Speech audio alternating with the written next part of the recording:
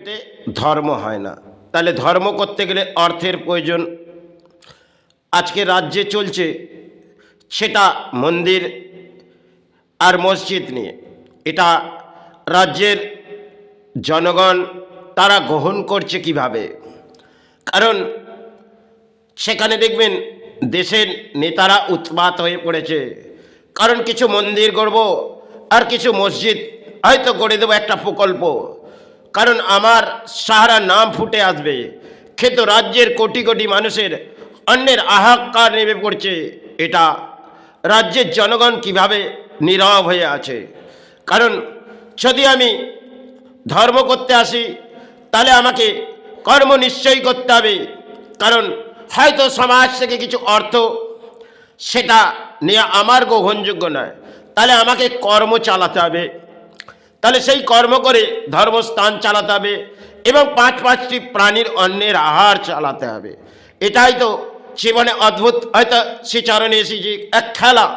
কিন্তু আজকে রাজ্যের মাঝে যে বুলিগুলো আবড়ে যাচ্ছে, সেখানে দেশের নেতারা আর বুদ্ধিজীবী সমাজ তারা নীরব হয়ে আছে। কারণ এই পরিস্থিতিতে বাংলা হয়তো দুরবস্থা, শেষ সবাই হয়তো ভেঙে পড়েছে। কারণ আজ যে বাংলার মাঝে চলছে, কারণ মন্দির একটি হয়তো গড়লেন, আবার মসজিদের আবির্ভাব হবে। তাহলে কর্মস্থান যেটা আমাদের বাংলার অত্যন্ত প্রয়োজন, কারণ রাজ্য দারিদ্রতার মাঝে এসে যাচ্ছে। হয়তো দেশের নেতারা এনজয়ের মাঝে আছে, কিন্তু রাজ্যের কোটি কোটি মানুষ তাদের জীবনে কি ঘটবে? কারণ এই পরিস্থিতিতে হয়তো দেখা যাবে আপনি যে ধরনেরই ধর্ম করুন না কেন, কারণ আপনি গীতা পাঠ করুন রাজ্যের মাঝে আর চণ্ডী করুন, যাই করুন না কেন, কারণ একটি সেবা করে বেরিয়ে যাবে, তাতে কি সমাজ জাগবে? কারণ সেবা করতে গেলেও অর্থের প্রয়োজন। হয়তো আমরা সমাজে উৎপাত হয়ে পড়ছি, সে কিছু করণীয় সনাতন ধর্ম দরকার, আবার ইসলাম চেল্লাচ্ছে আমাদের করণীয় দরকার। আগে তো অন্যের প্রয়োজন আহার দরকার, তবেই তো ধর্ম, তবেই তো কর্ম। তাহলে কর্মের লড়াই যদি হয়, একটি কর্মস্থান নয়, শয়ে শয়ে কর্মস্থান এই বাংলার মাঝে আসুক। কিন্তু দেশের নেতারা তারা যে পরিস্থিতির মাঝে হাঁটছে, কারণ ছাড়ো ওসব নিয়ে কিছু কর্ম হবে না। একটা যদি মন্দির গড়ে দিই, একটা যদি মসজিদ গড়ে দিই, তাতে আমার সাহারা ফুটে আসবে। আরে রাজ্যের দুরবস্থা, দুর্ভাগ্য এটা বাংলার মাঝে চলছে। কারণ রতন টাটা তিনি হয়তো বাংলার মাঝে কিছু করতে চেয়েছিলেন, সেটা শেষ সময়ের ক্ষেত্রে তিনি হয়তো এই রাজ্য থেকে যাকে লুস্থ করে দিলেন, কারণ সরকার লুস্থ করলেন, তাতে রাজ্যের দুরবস্থা হয়তো ভেঙেই পড়েছে।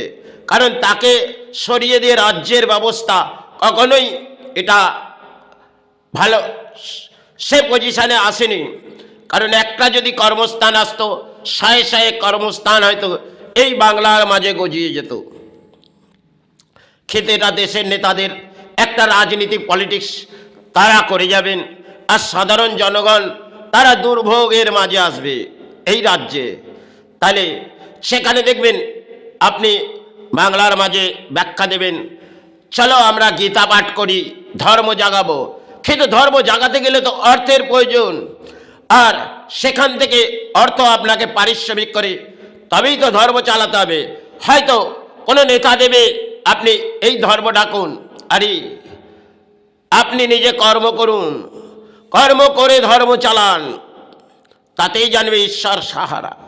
আজকে হয়তো আপনাকে কোনো নেতা দান দেবে, চান আপনি ধর্মের মাঝে প্রচার চালান, কিছু যজ্ঞ চালান, আবার কাউকে বলবে আপনি কিছু নামাজ পড়ুন, তাতে কি দেশের সাহারা এসে যাবে না রাজ্যের সাহারা এসে যাবে? তবে সাহারা আসতে গেলে দেশের মাঝে, রাজ্যের মাঝে কর্মস্থানের প্রয়োজন।